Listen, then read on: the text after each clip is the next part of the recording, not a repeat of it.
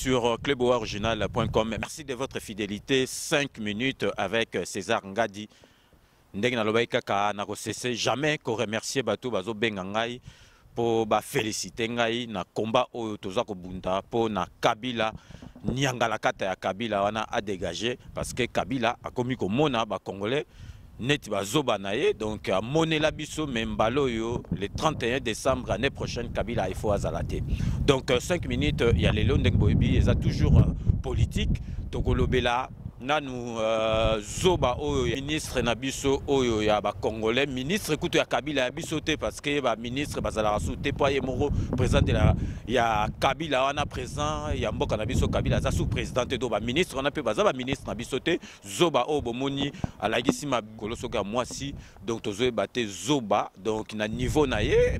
donc bazo piéger ye mkolo neti ye papa mobimba neti ye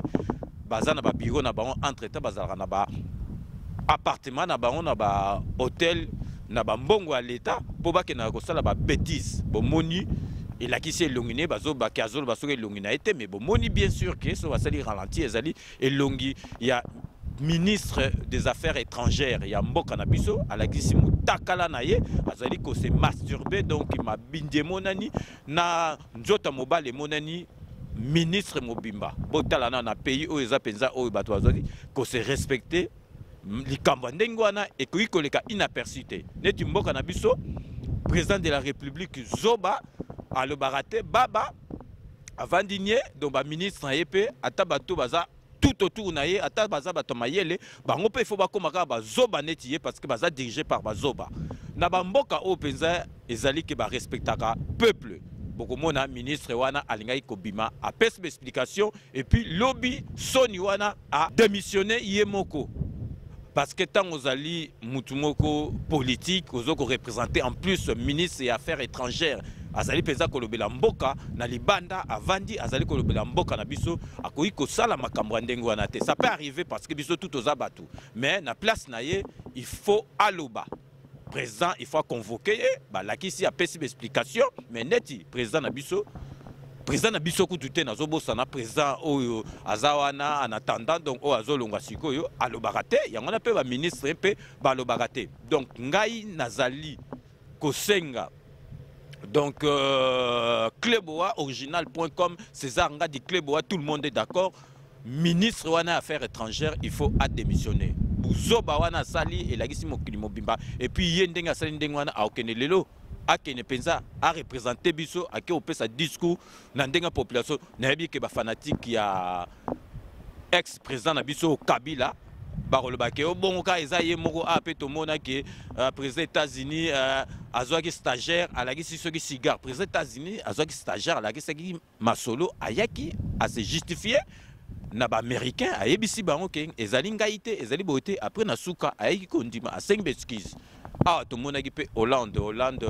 accueilli Abimi na palais présidentiel, Aza célibataire, à Kendaki, à Keotala, Likangunaye, après, bon, Monique, na conférence presse, Batunaki, à l'obi, Waneza Makambo privé, et Kusuka na privé. Mais il y a Bisso, Zobawana, il y a ministre des Affaires étrangères, et la première fois. À Salarama Soloana, Moussa Neka, Kozoba mineur, comme Mabango Kuna, donc Ndakuna Ezali, mais avant Dakananda Kuna été. Moussa Naeko Kendekuna, pour aller à la Rabana Mike, donc ceux qui Kiss Nabaron Bazoa, donc, donc cluboriginal.com tozali kosenga ministre wana il faut démissionner parce que buzoba oyo jamais toko continuer yango boye to moni pe kimbuta ndengi mai tondaki ville Kinshasa et comité na tête de ville mais kimbuta atambola na poto yebana ne bazara na poto donc pona ye ezosala ye loko mokote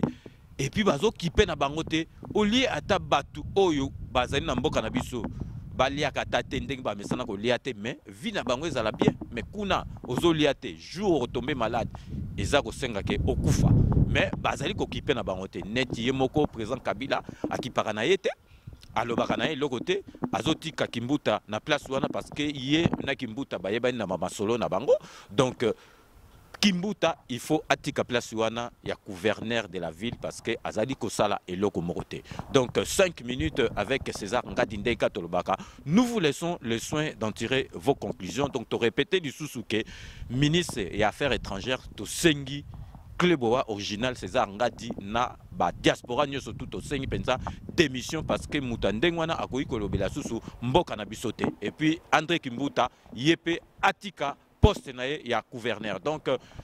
nous allons nous retrouver dans le plus bref délai pour un nouveau numéro de 5 minutes avec César Ngadi derrière la caméra et à la réalisation Beauté Image. Beauté Image, comme je dis toujours, c'est le meilleur des paris. D'ici là, portez-vous bien et à très bientôt. N'oubliez pas, tout le monde est d'accord et il en restera ainsi pendant longtemps. Kabila a Koufa, peuple congolais à revivre en haut.